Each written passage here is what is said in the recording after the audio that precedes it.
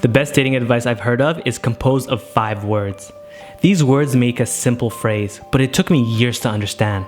After attending therapy, reading Julius Caesar's biography, and going through adversity, I could appreciate this advice. And to set you up to understand these 5 words, let me give you a scenario. Say you see a cute girl sitting on a bench outside. She looks back at you and smiles. You smile back and feel you should go over to her. Yet, a little bit of doubt creeps in. The girl is waiting for you to come and say hi, and you want to but feel stuck. All the signs point to a potentially positive experience with this girl, but you're frozen like Medusa's victims. The girl waits and waits, glancing at you in the process. Minutes pass by and you're still frozen. The girl is still waiting for your arrival, yet you can't bring yourself to move no matter how much you want to. Her interest in you expires. She gets up and moves on with her day, never seeing you again. And you're frustrated. You can't understand why a golden opportunity slipped through your fingers. All you can do is wonder what could have been, and add this to the countless list of missed opportunities in your life. A sad tale, right? Well, the 5 words that could have prevented this sad tale are: if you hesitate, you masturbate. Now, this article isn't about masturbation, but it is about hesitation, perpetual hesitation to be correct. I say perpetual because many people struggle with hesitation as a default. As a result, we have to treat it as a condition instead of a one-time thing. But before treating it, we must understand the consequences of perpetual hesitation, because if we know what we lose from it, it will become simpler to choose a courageous path. Obviously, there's a lot of consequences to being hesitant, but in this article, I'm going to cover 3, which are: no self-trust, makes fear worse, too many regrets. Alright, let's boldly go on to the first one. One of the most apparent issues with hesitation is how it rots your self-trust. Anytime a thought, plan, or decision pops up, you can't help but bail on it. Crippling thoughts like, you're not good enough, dumb, or whatever. This instantly puts you down and makes you abandon whatever you are pursuing. Your mind is like a nation engulfed in a civil war, where everyone is attacking, spying, and accusing each other. Basic mayhem. The ancient Hindu text, Bhagavad Gita, put it aptly. The self is the friend of a man who masters himself through the self.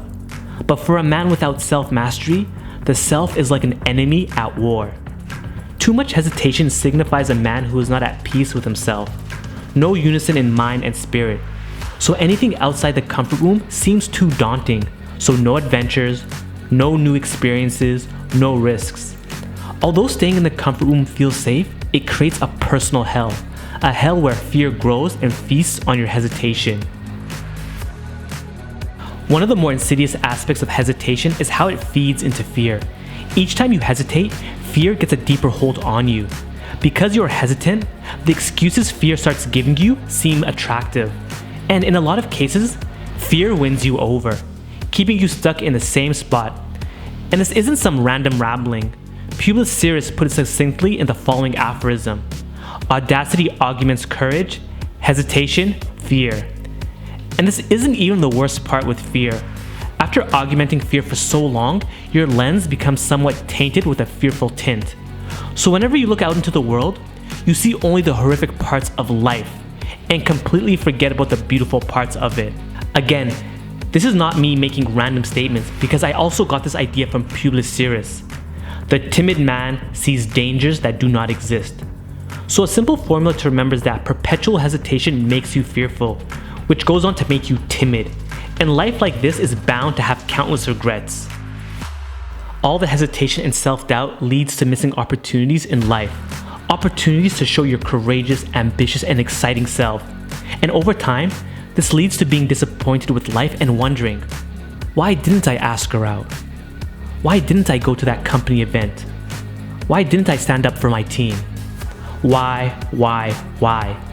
Those reverberates in your head with such pain, and you wonder what's the point anymore. But there is a point. All that pain and suffering can be your salvation if you promise not to let hesitation be your default. Look at life with perpetual hesitation as the first mistake-filled life, and you can bring that wisdom to your second life. Just how Viktor Frankl put it in his book, Man's Search for Meaning. So live as if you were living already for the second time, and as if you had acted the first time as wrongly as you're about to act now. So with your second life, let's reduce hesitation. But how?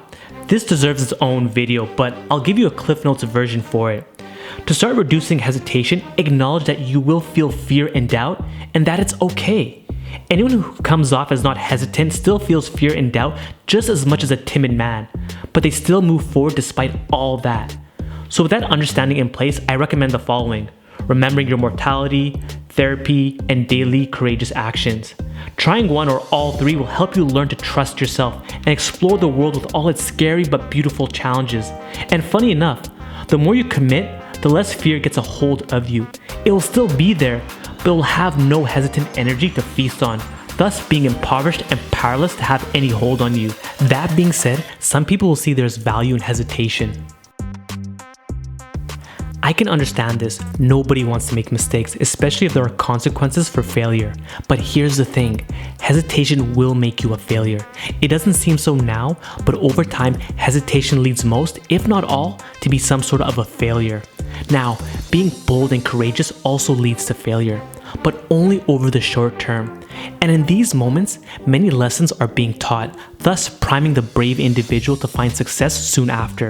But the hesitant person finds out they're a failure after too much time has passed, and often it becomes difficult to change their situation as a result.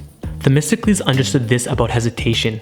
If you don't know, Themistocles was a 5th century BC Athenian politician and general, and during the Persian invasion of Greece, he got into it with a colleague about risking a naval battle. Here's the excerpt of this exchange in the Life of Themistocles by Plutarch. When Idomaidas lacked the courage to risk a naval battle and said to Themistocles, who was exhorting and urging on the Greeks, "Themistocles, in the games they always scourge the runners who start before the signal is given." Themistocles replied, "Yes, Idomaidas, but they do not crown those who are left behind in the race." One person who got left behind due to their hesitation was Pompey the Great.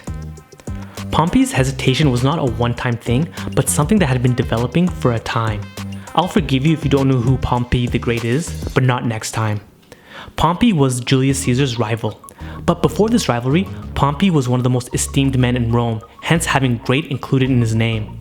Pompey had many military successes from a young age, and Rome was mesmerized by him. And after his military career, Pompey wanted to go into politics. And it was at this stage of his life where hesitation started to get a hold of him. He didn't trust his decisions as much as he did on the battlefield, and he deferred to his colleagues and friends way too much. Even when Rome was in a crisis, he was hesitant to make any decisions on his own, and against his own better judgment, he followed poor advice, which included going to war with Caesar. This war was not a great move, but Pompey had a much better chance at winning it than Caesar. He had more resources and could soundly defeat Caesar with some good decisions. Yet Pompey's poor decision-making had him lose skirmishes to Caesar. But the tables turned, and Pompey defeated Caesar in battle. In fact, Caesar and his army were on the run. They were perfectly placed to be destroyed in their entirety. But to everyone's amazement, Pompey didn't. Caesar could not believe his opponent did not destroy him, and then remarked, "Today the enemy would have won if they had a winner for a commander." Unfortunately, this was a costly move for Pompey, as Caesar regrouped and soundly defeated Pompey in a deciding battle. Pompey lost everything and never recovered. And keep in mind, the hesitation in Pompey was developing over time, and it came to be his downfall. He was no longer that daring and ambitious military commander from his past. Now, Pompey is a stark warning of what perpetual hesitation can do. But this doesn't mean to go into the complete opposite of it. When learning something new, getting too much caught up in the opposite form is easy, which in this case is being reckless. Oddly enough, being reckless will hurt you more than perpetual hesitation. One extreme is never the way. It's all about being well-rounded where you work on your weaknesses. That's all it is. Sun Tzu, the blessed man, taught us about the well-rounded general. Command is wisdom, integrity, compassion, courage, severity. You can see there's no over-reliance on one trait, but 5 features to round out the person. So as you work on your hesitation, remember to not become reckless but well-rounded. And to make this video well-rounded, let's get to the summary. Perpetual hesitation causes no self-trust, makes fear worse, and too many regrets. Hesitation puts constant doubt on your abilities, leading to no self-trust, keeping you inside your comfort womb. Fear feeds on hesitation, and the more fear feeds on it and grows, the more it has a hold on you, making the world seem a lot scarier than it is. Hesitation allows many opportunities to pass by, causing many regrets in the process. The way to reduce hesitation is to accept fear and doubt as part of life. After that, therapy, remembering your mortality, and practicing daily courage will help you significantly in lowering your hesitation. Hesitation can be looked as a way to reduce mistakes, but this is a false promise because hesitation leads to failure after too much time has passed, compared to courage where failure happens fast but with lessons to improve the next time. Pompey the Great lost everything he built in his career due to perpetual hesitation.